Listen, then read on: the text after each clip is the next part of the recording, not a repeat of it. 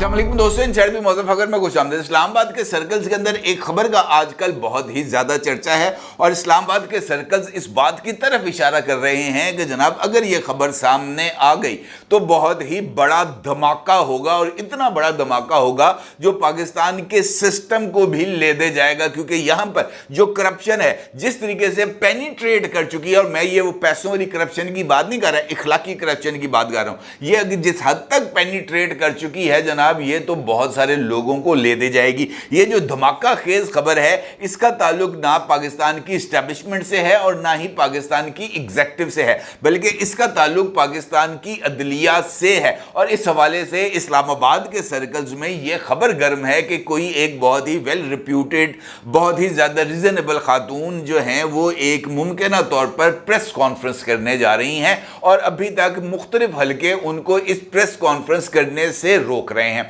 बताया यह जा रहा है इस्लामाबाद के सर्कल्स में कि ये जो खातून है ये किसी आला तरीन अदालती शख्सियत के हवाले से कुछ इंकशाफात करना जा रही हैं और उनके पास उस अदालती शख्सियत के हवाले से खातर खा मवाद मौजूद है। इतना मवाद मौजूद है कि अगर वो मंजर आम पर आ जाए तो वो अदालती शख्सियत किसी को अपना मुंह दिखाने के लायक नहीं रह जाएगी। लोगों का ये मानना है और उनका ये भी मानना है कि उस आला तरीन अदालती शख्सियत ने इस खातून के साथ कोई वादे वईद किए थे और जो पूरा नहीं हुए और फिर उनको हिरास किया गया, डराया गया, धमकाया गया, पता नहीं क्या क्या हरबे इस्तेमाल किए गए। कुछ लोगों का यह भी मानना है कि ये जो जिस अदालती शख्सियत के हवाले से जो इंकशाफात हैं वो इस हद तक खतरनाक हैं कि लोगों के कानों से धुएं निकल आएंगे, लोग हाजरा पाने ज़ई की किताब को भूल जाएंगे। इस हद तक खतरनाक चीज़ें हैं। इस सूरत हाल में सवाल तो ये पैदा होता है जनाब कि वो कौन सी अदालती शख्सियत है,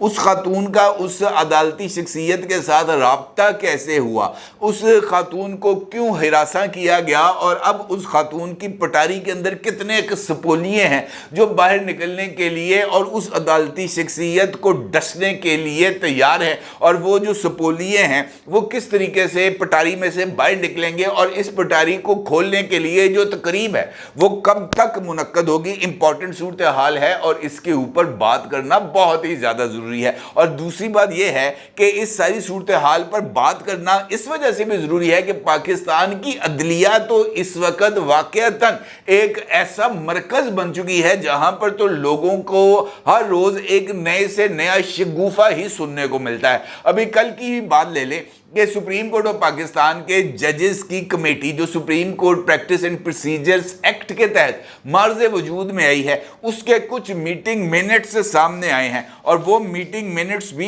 इस हद तक ख़तरनाक हैं कि उससे अंदाज़ा होता है कि पाकिस्तान का निज़ाम में अदल किस हद तक फरसूदा हो चुका है। ये जो जारी शुदा मीटिंग मिनट्स हैं जिनके अक्स आप इस वक्त अपनी स्क्रीन पर देख सकते हैं, इस मीटिंग मिनट्स के अंदर इस जजेस कमेटी के अंदर इस बात पर गौर व फिक्र किया जा रहा था कि एक नजर सानी की पिटीशन आई है 13 रुकनी फुल बेंच के फैसले के खिलाफ, और इस नजर सानी अपील के साथ साथ ये दरख्वास्त भी आई है कि इसको फौरी समाअत के लिए मुकर्रर किया जाए। और इसके साथ साथ इस बात का जिक्र supreme court practice and procedures act के अंदर भी मौजूद है कि अगर नजर सानी की कोई दरख्वास्त आ जाती है तो उसको 15 दिन के अंदर अंदर समाअत के लिए मंजूर किया जाएगा और उसके लिए जो बेंच है वो भी तश्कील दिया जाएगा। अब चूंकि ये एक हंगामी नौयत का मामला है और सुप्रीम कोर्ट ऑफ पाकिस्तान के फैसले पर अमल दरामद होना है और अमल दरामद ना होने के कुछ सीवियर नताइज भी हो सकते हैं, लिहाजा बेहतर था कि इस मामले को समाअत के लिए मंजूर कर दिया जाए। लेकिन जजेस कमेटी ने अपने आराम को, बैरून मुल्क दौरों को, पाकिस्तान के आइन, पाकिस्तान के कानून के ऊपर और तरजीह दी, ना सिर्फ अपने आराम को तरजीह दी बल्कि चंद रूल्स को पाकिस्तान के आइन और कानून के ऊपर भी तरजीह दे दी गई। बताया यह जा रहा है कि प्रैक्टिस एंड प्रोसीजर्स कमेटी का 17वां इजलास 17th सेशन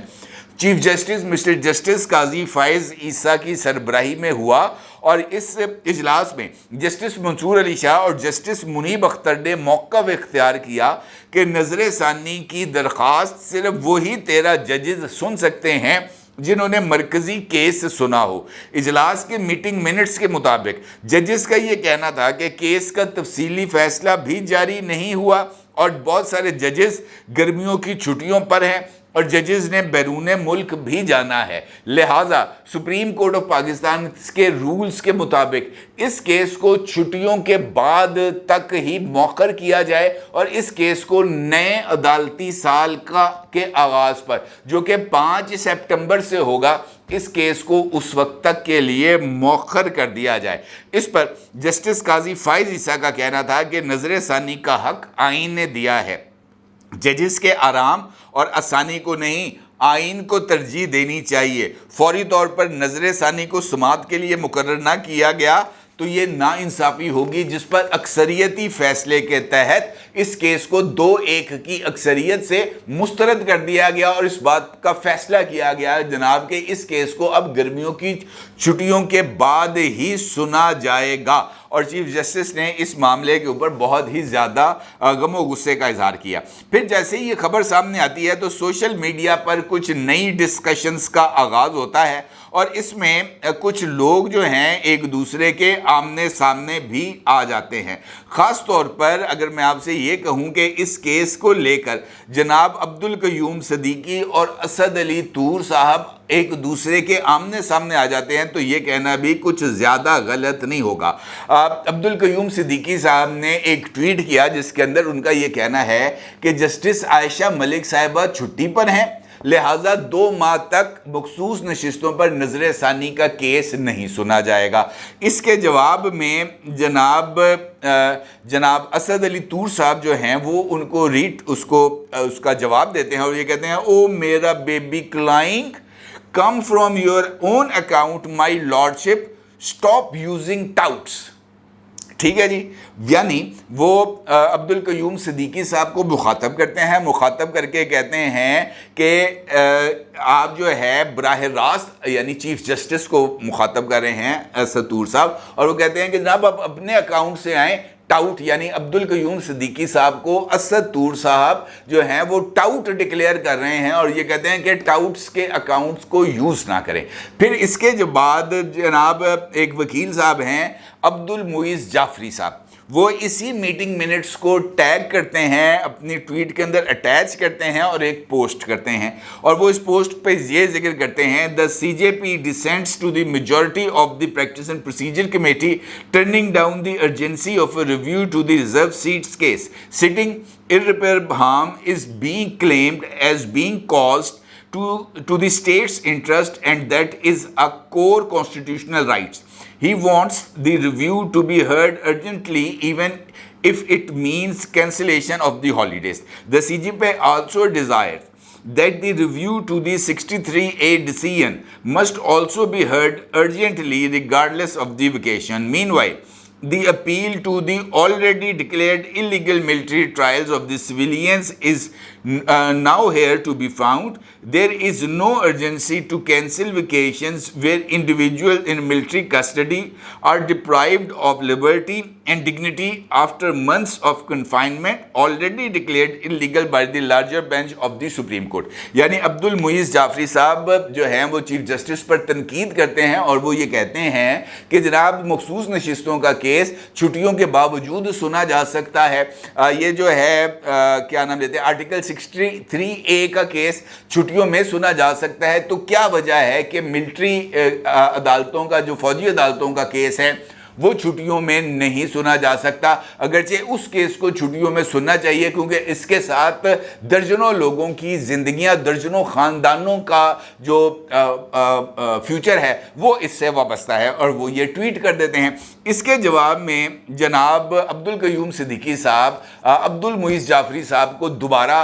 जो है वो टैग करते हैं और वो इसका रिप्लाई देते हैं और वो ये कहते हैं, मुनीब साहब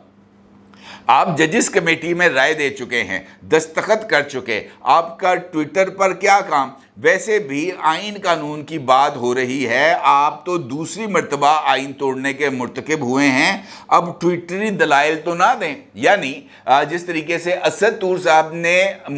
جو ہے وہ تنقید کی تھی عبدالقیوم صدیقی صاحب کے راستے جناب جسٹس قاضی فائز عیسیٰ صاحب پر، اسی پیٹرن پر عبدالقیوم صدیقی صاحب جسٹس منیب اختر صاحب کو تنقید کا نشانہ بناتے ہوئے کہہ رہے ہیں کہ جناب آپ عبدالمعیز جعفری کے اکاؤنٹ کو استعمال نہ کریں اپنے فیصلے کے حق میں رائے دینے کے لیے۔ اس کا مطلب یہ ہے جناب کہ عدالتوں کے اندر جو گند ہے وہ بہت ہی زیادہ پھیل چکا ہے، اور ججز نے اپنے بھونپو رکھے ہوئے ہیں جو کسی نہ کسی طریقے سے سامنے آ کر اپنی جو بھونپو کی آواز ہے وہ نکالتے ہیں۔ اسد طور صاحب آواز نکالتے ہیں بذریعہ ایمان مزاری، عطر بن اللہ صاحب کی، باقی لوگ اپنے بھونپو بنے ہوئے ہیں۔ تو لہٰذا یہ جو بھونپو ہیں نا، یہ مجھے لگ ایسے رہا ہے کہ یہ ان بھونپوؤں کی آوازیں جو ہیں وہ کچھ زیادہ بلند ہو رہی ہیں، لیکن کچھ اور آوازیں بھی ہیں جو ان آوازوں کو اوورلیپ کر دے گی، خاص طور پر اس خاتون کی آواز جس کا ذکر میں نے آپ سے گفتگو کے آغاز میں کیا، جس عدالتی شخصیت کے حوالے سے اس وقت اسلام آباد کے ڈرائنگ رومز کے اندر، چائے خانوں کے اوپر، پریس کلبز کے اندر جو گفتگو ہو رہی ہے وہ جج صاحب کا